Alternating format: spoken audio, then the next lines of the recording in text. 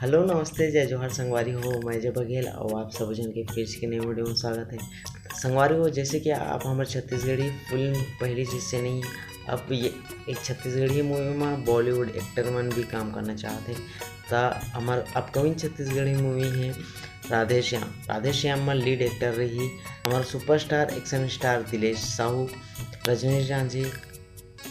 M Bollywood के superstar जेला आपन आशिकीन देखे ह, जुनून फिल्म देखे हम, नसीब में देखे ह। ऐसे हमारे सुपरस्टार बॉलीवुड के सुपरस्टार राहुल राव जो इतना हिट फिल्म देहे बॉलीवुड ला, वो अब छत्तीसगढ़ी मूवी में भी नजर आने वाला है, जिसका नाम है राधे श्याम। राधे श्याम मूवी में तो आप मन ला राहुल राव भी देखिए, तो एमा बहुत बढ़िया कैरेक्टर है।